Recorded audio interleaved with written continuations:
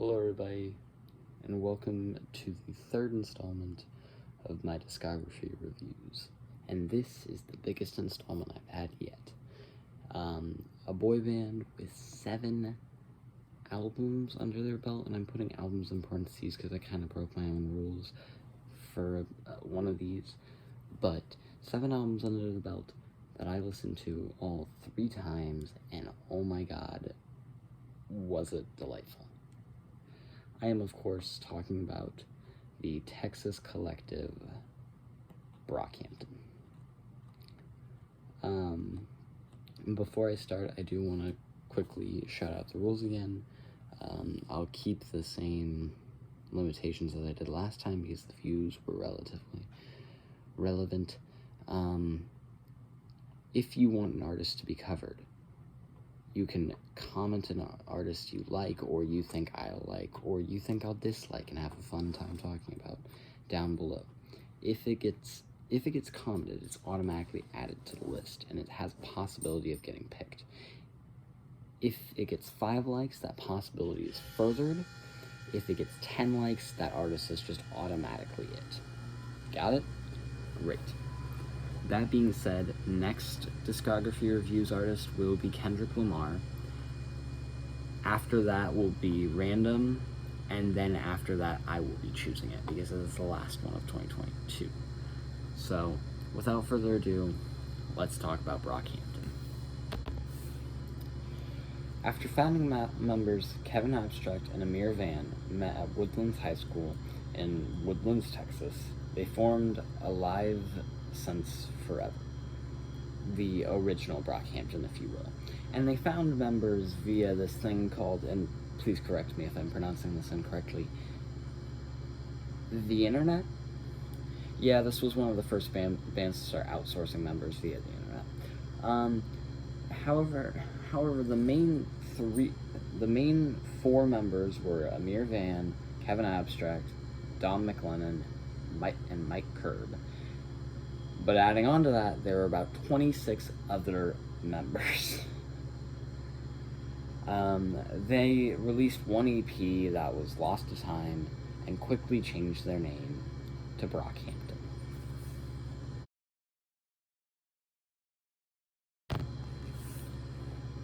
After recruiting more members from a Kanye West forum of all things, the band released their debut single, Bet I, which has been removed from streaming services, but I'm pretty sure you can find it on YouTube or whatever if you look it up. After this, they released Hero and Dirt, which was another single, until they finally released their debut mixtape. This is why I said albums earlier, is because this is technically a mixtape, but I found it integral to Brockhampton's listening experience that I decided to include it. For Kendrick's discography review, I will not be including his mixtapes, so just keep that in mind. However, this debut mixtape, All American Trash, consisted of 8 vocal members. Joba, Don McLennan, Bareface, Matt Champion, Merlin Wood, Rodney Tenner, Amir Van, and of course, Kevin Abstract. So, how was it?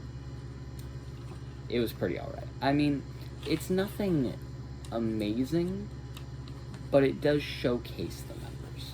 So, for example, sorry, let me get to the page. I probably should have done this before. For example, we get a nice little intro to everybody with the song, the intro, I should say, Insana, which was inspired by the Minstrel Show by Little Brother, and while it can be cringy at points with lyrics about impregnating yams, it has a solid beat and it gives an energetic intro to this mixtape. And songs after it continue. Ben Carson has some decent flows and this really good bass. However,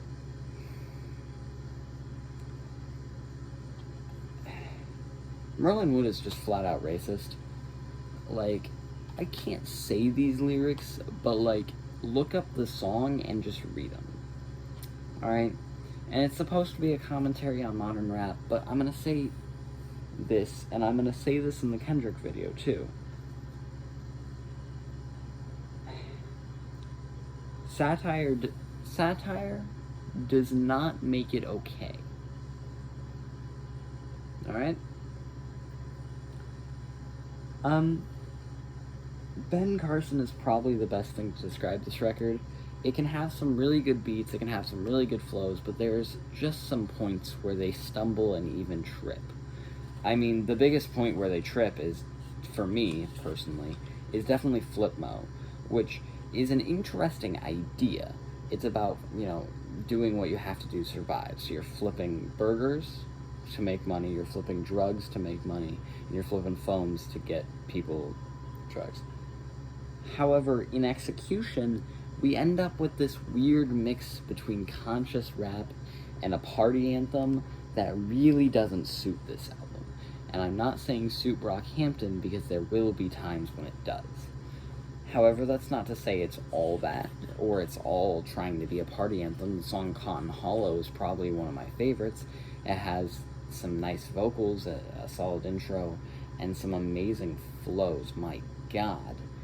However, the thing that makes this great is the rawness of it, which is something we will see later in Brockhampton again. Don McLeod and Merlin Wood are just pouring their hearts out here. Don McLennan is talking about his past relationships, and Merlin Wood is talking about his unhealthy ones. And it's so emotive in the way it says it. Both of them sort of toy with this idea, and one of them even explicitly says it: if I die alone, I know I probably deserved it. Showing this rawness that I don't think I see in many other artists' debut, but it is very present here. I should probably shout out my second favorite song, Poison. It's an acoustic over some police sirens. It has some great percussion. This one is Matt Champion, Amir Van, and Joba. It's similar to Merlin Wood's verse in the last song. It's on healthy relationships that you still really want. And that's also another really common topic with this album. Love. Lost in Love, Poison, Cotton Hollow, Home. I mean, it's a really common thing. Not to say that it's all that. Breakfast tackles these ideas of being trapped in a sea of regret on verse 2 from Amir Van, talking about mostly his drug, how he's tried to bounce back from being a drug dealer, really. As I said, Ben Carson tackles the hypocrisy in rap, sorry, not rock, apologies. Contacts is this whole nice little reference to an old cell phone, and it's supposed to mimic a voice memo, so that's pretty neat, I guess. It's not good, but it's pretty neat. Palace is about having music be that shoulder you lean on because it's all you have. There are good ideas and good examples on this record, or mixtape. However, it shows Brockhampton in a not fully fleshed out form, and it shows them at some of their highest points and also some of their worst, making this mixtape a mixed bag if you're just listening to it. So this is definitely not the first album I recommend if you want to get into them. If you're already into them, sure, take a listen. Best tracks are, as I said, Cotton Hollow, Home, Lost in Love, and Poison. Those are my 4 favorites, and they're the last 4 in the track list, so there you go.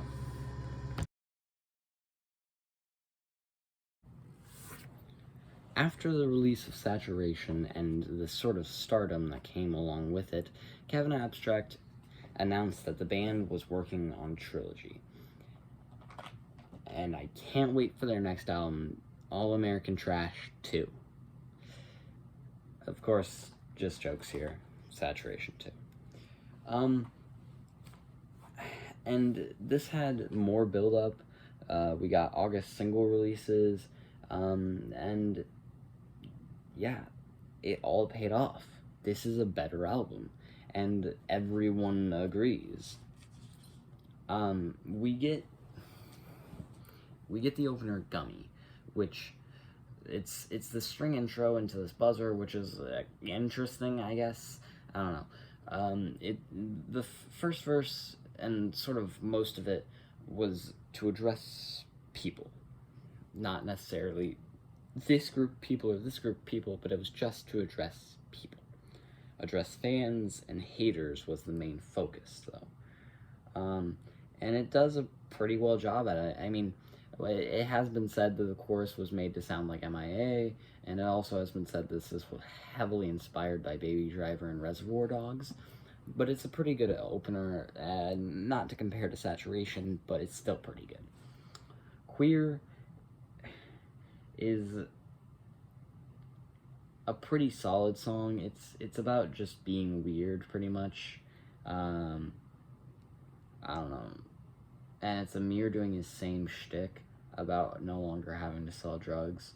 Oh yeah, that's also a pretty prominent thing that happens, is that Amir always talks about his drug history and how he got away from that by joining Brockhampton. That won't happen forever, though, and you'll see why in a minute.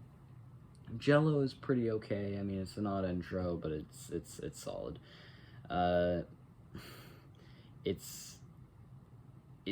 don't know if it can decide between being a brag rap and a political song, because Amir Van talks about the inequality for African Americans, and then Matt Champion is just talking about how they need so many cars to hold 14 members. Also, yeah, there's 14 members in the band, however, not all of them are vocal. For example, Ryan Beatty is the photographer for the band, I believe. I'm pretty sure. Don't quote me on that one, though.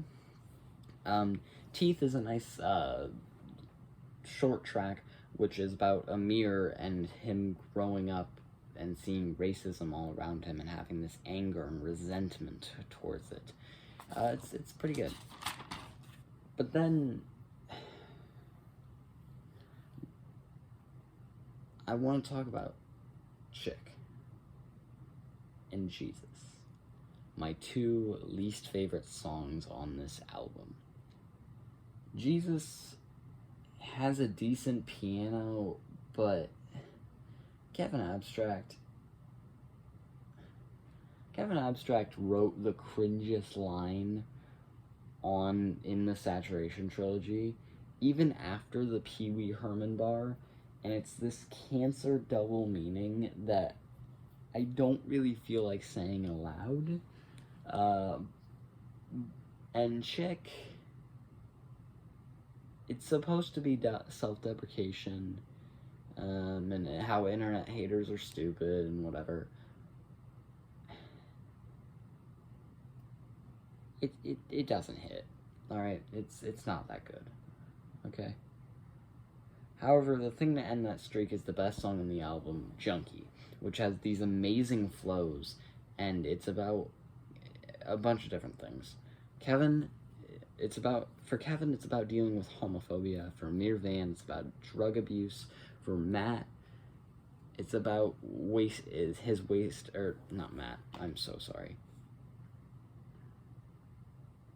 For Merlin, it's about his wasted education. And for Matt, it's about sexism. And for Dom, it's about suicide. Each of them with their own inner demons. And I think that's as good a time as any to talk about the scenes. That's what the skits are called. The scenes in this one still follow Roberto, but they follow him in a different direction. While he still does have the thought of suicide on his mind in the first scene, what's shown by him attempting to drown in a bowl of cereal, he's reflecting on love, and more specifically on his young love to his wife. And in scene 2, he leaves his wife, leaves his family behind. And that's all we get. No scene 3 this time. Sorry. And that's your story. Overall, Saturation 2 is a big improvement. However, with each of these songs, we're getting weirder and weirder, and we're getting more hard-hitting. For example, my favorite song, Summer. It's the outro, it's bareface, it hurts. It's a great piano ballad with some great guitar and drums, and it's about a kid who killed himself. Supposedly, or allegedly, Helmet Boy was closeted and afraid to show himself, and he gave into the heat of the summer. Yeah. That is the most hard-hitting song on this album. And you know what? It's my favorite. It's my second favorite one on the album. This album is well worth a listen, but I think you should listen to Saturation first.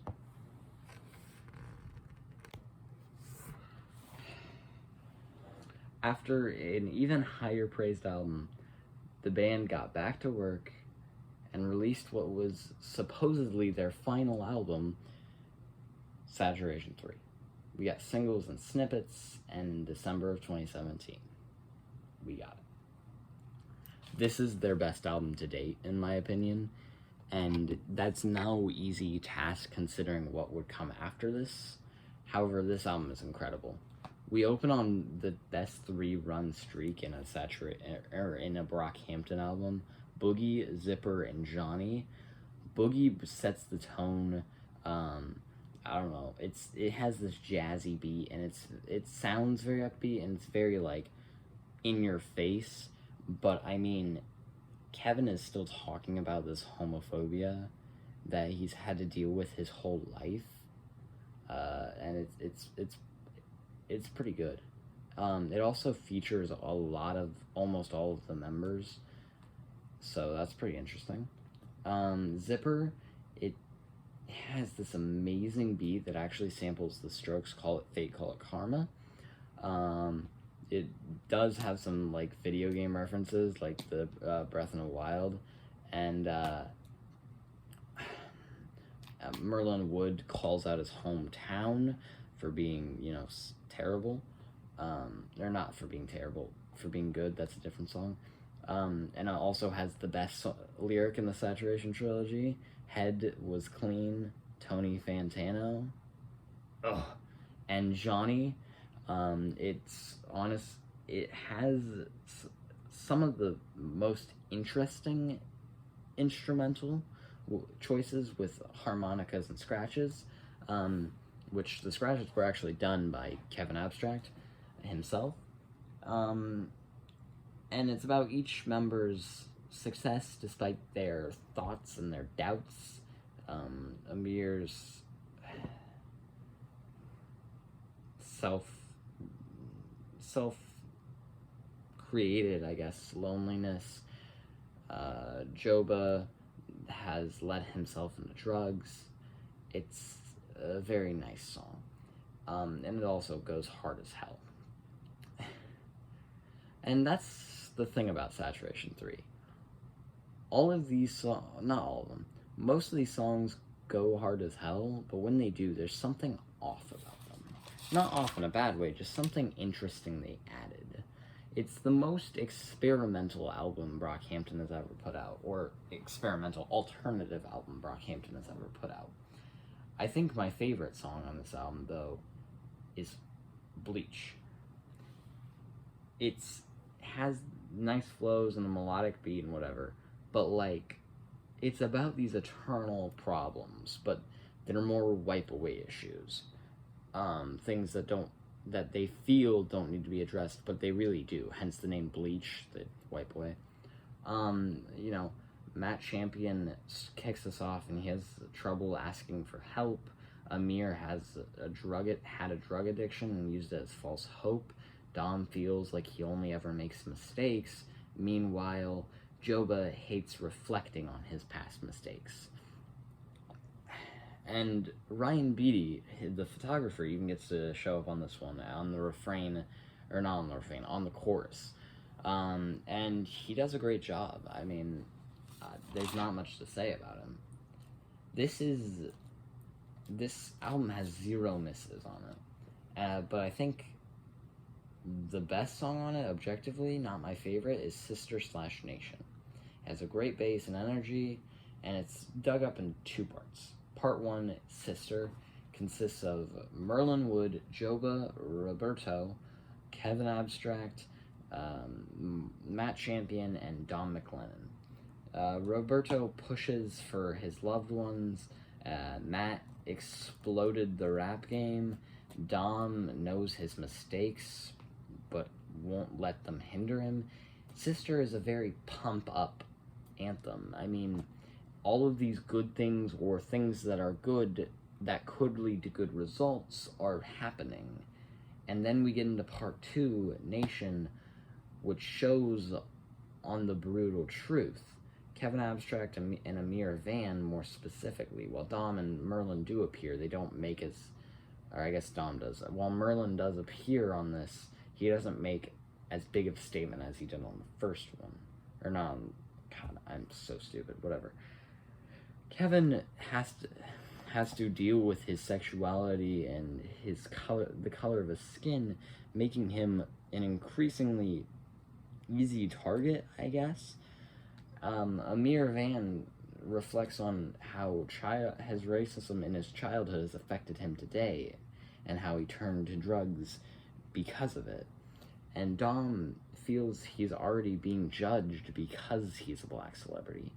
Sister is the pump up where, yeah, these good things can happen, and then Nation is the brutal truth of what does happen. It's a perfect 1-2 punch combo that really shows off the greatness of this album. Anyway, the cinemas. The first one, Roberto has made mistakes, but he is happier, and he wants his family back. On the first one, sorry. In the second one, Roberto doesn't want to see the world, but rather watch his own world collapse. He's reflecting on his friends and how he was too late to help them with their problems, and so he lost them. And Cinema 3 is him praying for help in his struggles, hoping that this thing that he's praying to isn't too late. And I think Cinema 3 really gets helped by the fact it's right before the closer, Team. Team has the best instrumental on the album by far. However, Bareface has these amazing vocals as always, and it shows these deep issues in either the psyche or in themselves. Kevin sees the ignorance in the world and doesn't know what to do about it. Amir sees himself as Samson from the Bible. Can't cut his hair, can't touch dead bodies. I forgot what the third one is, but it's okay. As someone who has to abide by these rules, or else he loses it, and he already lost it. And Matt feels like he isn't worth anything. He isn't worth forgiving. However, this song ends with the intro to Heat, making Saturation Trilogy a perfect loop. And I think that really drives home the fact that this is a great trilogy to listen back to back to back. So, if you are into this type of stuff, this is a great thing to listen to. In order, I would probably rank them Saturation 3, 2, and 1. They got better as they went along, but that's not to say that any of them are bad.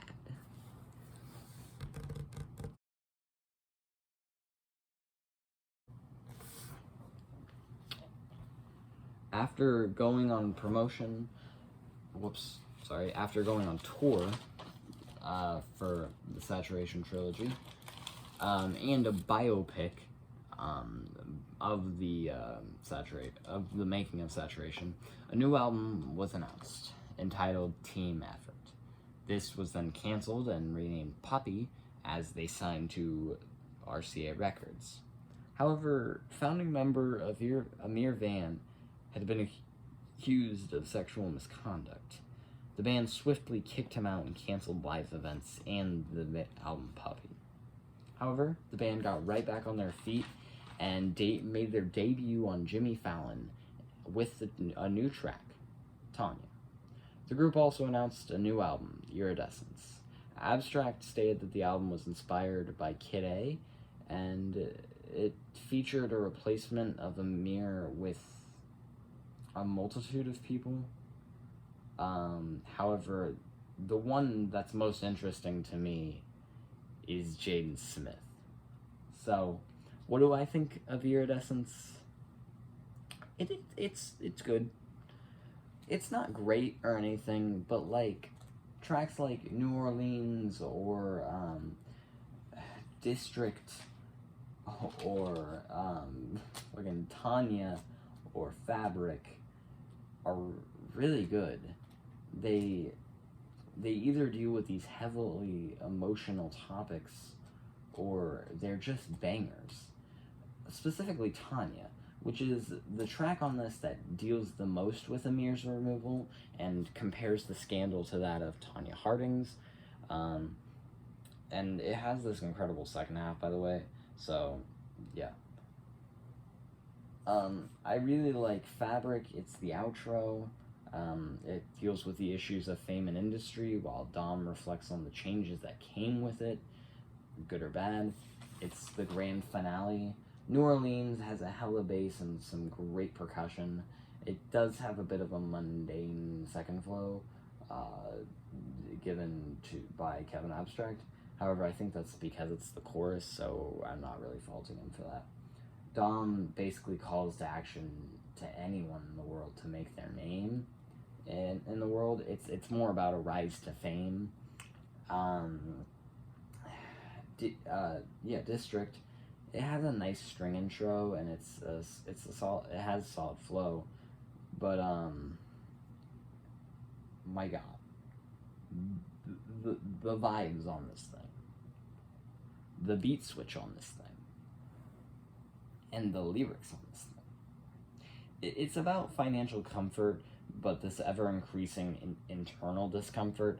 Basically, the money won't solve all your problems mentality. But Matt has the best verse on this album, and it's on this. It deals with his fears of being alone, and it hits so hard. Not to say that Kevin's verse about turning to drugs for help isn't bad, or isn't good, sorry. But yeah, no, Matt takes the cake on this one. It's so good. And also Bareface appears on this track, which is with his signature sort of ideas, and it's pretty good. However, this album does have a lot of misses for me. Berlin is just a really boring track, and it seems very shallow. It's an homage to Europe, and that's it. There's nothing more to this song. It's just that. I mean, fucking overt. It's about mental health, and it references Amir, and it's a culture thing, and I get that. But it's such a mundane song. It's so boring. I can't find myself just listening to this ever again once I get done with this video. It's not very good. And then of course there's the interlude Loophole, which is an interview between Cameron and DJ Wookid, where they basically explain the advantage and disadvantage of an early record deal, or the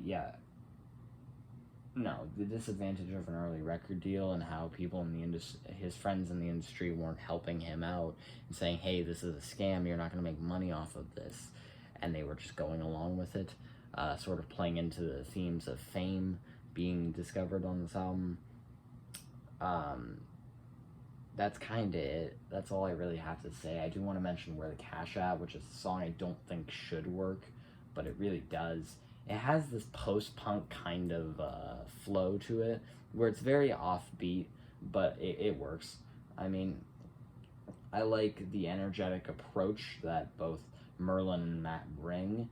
It's supposed to kind of be a sequel to Cash because they have money now, and yeah, I mean, it's pretty good. I like it. Overall, Iridescence is not an essential album to Brockhampton, but it's like All American Trash. It's one you should listen to once you get through everything else.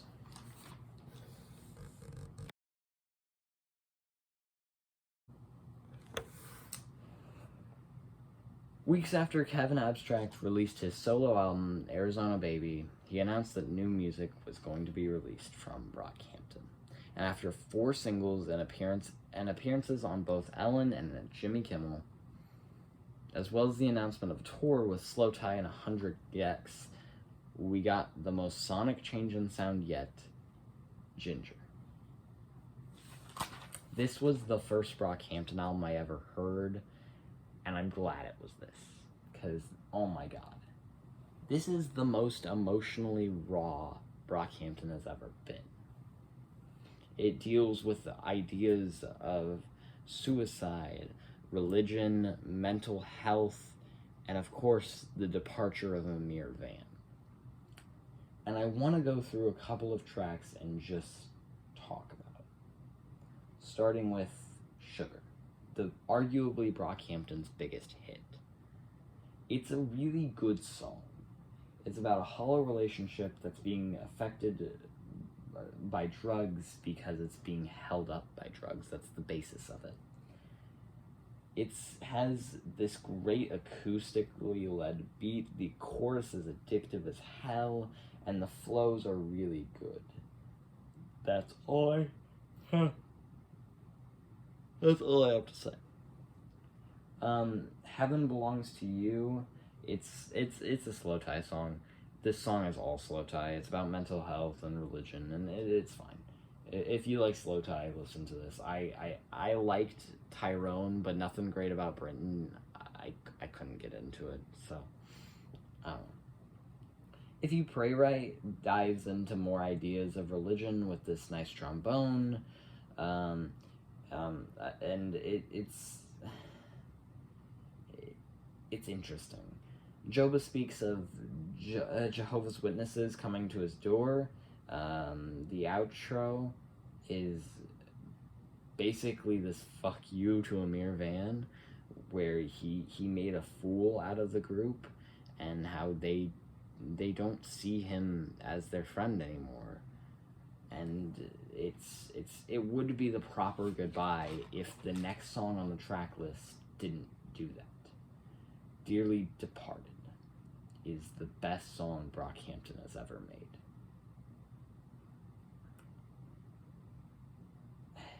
Such a great song. Verse 1 and verse 3 are both about Amir Van, so I'm going to save those for the last and talk about the chorus and verse 2. Those are both about the death of grandparents. And while that may not seem like something big, it really is. I mean, think about it. Besides your actual parents, who is the relative that you spend the most time with? It's most likely either your grandparents or your cousins, and grandparents are known for spoiling their grandkids, and, you know. And Joba has these incredible vocals in the chorus, and it just hurts, man. I love it. However, Amir Van is really where it comes in. Verse 1 is sort of just confused. Maybe not as angry with Amir, but more just confused. And then Don McLennan just tears Amir apart with the best opening lines, which is, how many sides to a story can there really be that, or how many sides can there be to a story that you saw with your own eyes? My God. This is an incredible song that is easily worth the listen.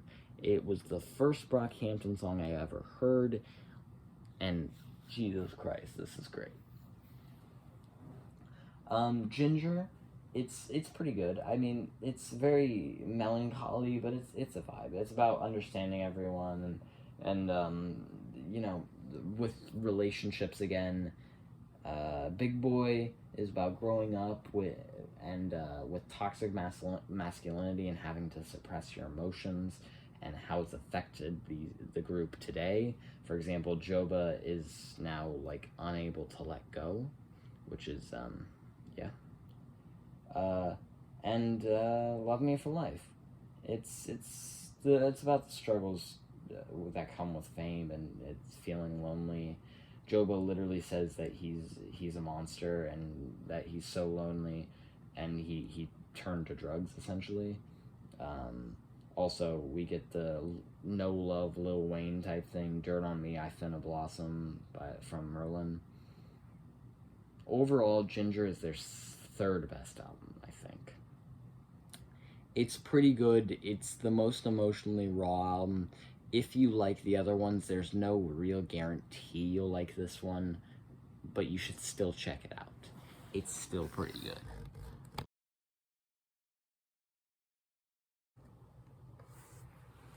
After Kevin teased the name of this new album and the lead single Buzzcut on Instagram, we got confirmations of the album's track list and the announcement of another album to be released in 2022. We then got 2 singles, and then Roadrunner, New Light, New Machine.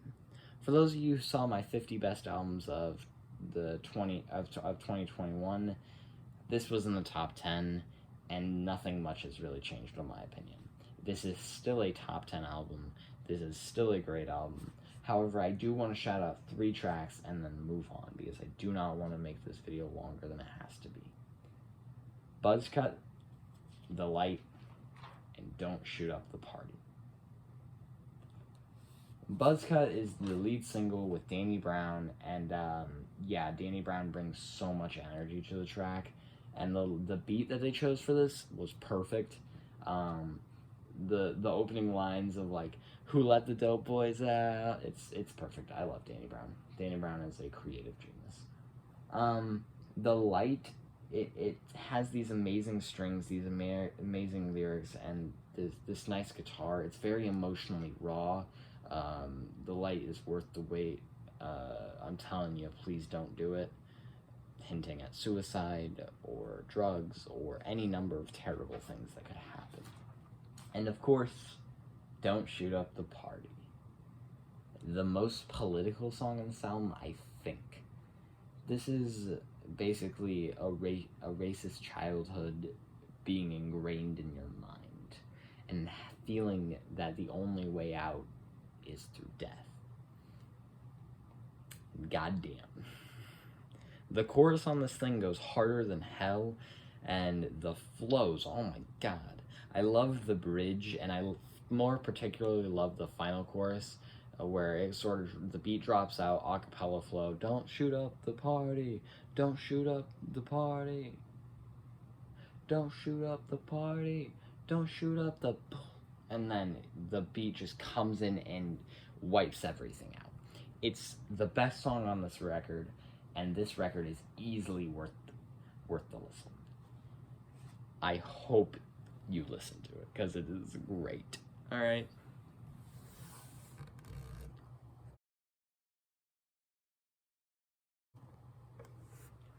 On January 14th, 2022, the band took to social media to announce their indefinite hiatus at the end of their Coachella performance. And at the end of their performance, they announced there would be a 2022 album, but for some reason, we're already halfway through the year, and I don't really foresee that happening. If you do want to get into Brockhampton, I recommend starting with either the Saturation Trilogy or Ginger and Roadrunner. You can start with either their Evolution, or you can start with their most emotionally raw and their most fun record. But other than that, I have nothing else to say. I mean, Brockhampton is the first artist I've covered that hasn't had a bad album under their belt. Rage Against the Machine had Renegades, and the Front Bottoms had Going Gray, so there's that. Next discography reviews artist will be Kendrick Lamar, and after that, it's up to you guys. Yeah, kinda. again, if you want an artist to be considered, comment them. 5 likes, they get an extra push, and 10 likes, they just automatically get to be it. I will be capping it at once my monthly review for July comes out. I know my June one will be afterwards because I'm still listening to albums. Currently, I'm listening to Mount Joy record for the 3rd time, so there's that. But yeah, I hope whatever you're doing, make it great. Peace.